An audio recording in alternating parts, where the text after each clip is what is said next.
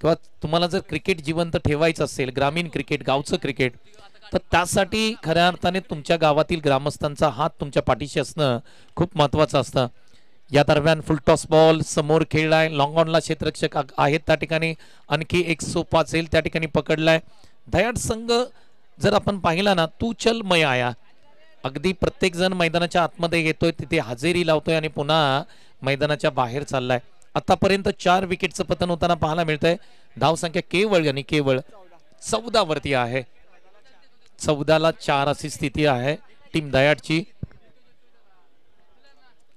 रंगपंचमीचा दिवस आहे, म्हणजेच धुळवड.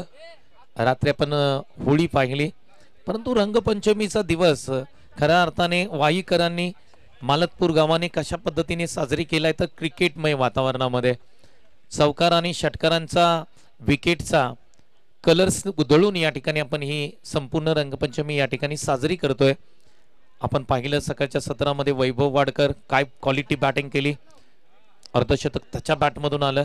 परंतु ऋषीचंही कौतुक करावं लागेल, ज्यांनी 44 धावा त्यांनी सेकंड इनिंगमध्ये बॅटिंग केली. संकेत कळंबेचं कौतुक करावं लागेल, त्यांनी 34 धावा त्याच्या बॅटमधून आल्या. आणखी एक विकेटचं पतन होऊ शकतं का? हो, इथे आणखी एक विकेटचं पतन होतंय. एखादा पत्त्याचा बंगला कोसळतो त्या पद्धतीने इथे टीम दह्याट मात्र कोसळताना पाहायला मिळते. विकेट्स आणि विकेट्स जाताना पाहायला मिळतात. 5वा विकेट इथे जातोय. धावसंख्या फक्त आहे स्कोरबोर्ड वरती 14 धावा. Low scoring match, 5 wickets. Team दह्याट बॅटिंग करत असताना कॅप्टननी टॉस कबावच्या व्यासपीठावरती सांगितलं होतं की जास्तीच्या धावा बनवण्याचा आमचा प्रयत्न असेल, परंतु इथे कुठेतरी प्रयत्न फसताना पाहायला मिळतोय. 14 धावा स्कोरबोर्डती लागतात. नवीन बॅटर मैदानाच्या आतमध्ये अस्मित आलाय. अस्मित नलावडे, माफी असावी धनावडे, कारण दह्याट गाव आहे.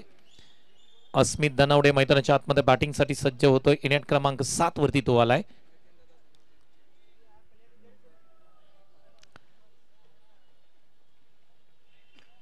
हा पटका खेळण्याचा प्रयत्न, आणखी एका विकेटचं पतन होईल आणि यस, विकेट हॅट्रिक संपादन केले. बॉलरचं नाव आहे स्वप्नील आणि स्वप्नील हे पहिले बॉलर आहेत या स्पर्धेमध्ये, त्यांनी हॅट्रिक परिधान केली, हॅट्रिक मिळवली यार. स्वप्नील खूप अभिनंदन तुझं यार, हॅट्रिक संपादन केली. विकेट क्रमांक 6 तंबूच्या आसऱ्याला दयाट टीम अडचणीमध्ये येताना पाहायला मिळते. 14 धावा केवळ स्कोरबोर्डती लागल्यात. नवीन बॅट्समन महेश मैदानाच्या आतमध्ये दाखल होताना पाहायला मिळतात. परंतु वाईचं क्रिकेट जर आपण पाहिलं, काही वर्ष आपण पाठीमागे गेलो आणि वाईच्या क्रिकेटचा इतिहास जर तुम्ही घेतला ना, तर दह्याट टीम जर आपण पाहिली ना, 10 ते 15 वर्षापूर्वी खूप चांगला संघ होता आणि या संघाची संपूर्ण वाई तालुक्यामध्ये खऱ्या अर्थाने दबदबा होता, दमदार संघ होता. परंतु वेळ बदलते आणि जसं म्हटलं जातं वेळ बदलायला वेळ लागत नाहीये. आता संघ थोडासा युवकांचा संघ आहे, त्यांना खूप चांगले प्रयत्न करावे लागतील. प्रॅक्टिस तुम्हाला कंटिन्यू करावं लागेल, अनेक स्पर्धांमध्ये तुम्हाला एंट्री कराव्या लागतील, तर आणि तरच तुमचा संघ येणाऱ्या काळामध्ये चांगल्या पद्धतीने खेळू शकतो. पुढचा बॉल बॅकफुटला गेले, समोर स्ट्रोक खेळाय, त्या ठिकाणी कोणताही क्षेत्ररक्षक नाही, एक सिंगल प्राप्त होताना पाहायला मिळते. चांगली बॉलिंग आतापर्यंत पाहायला मिळाली. कॅचिंगची प्रॅक्टिस ही त्या ठिकाणी करण्यात आली.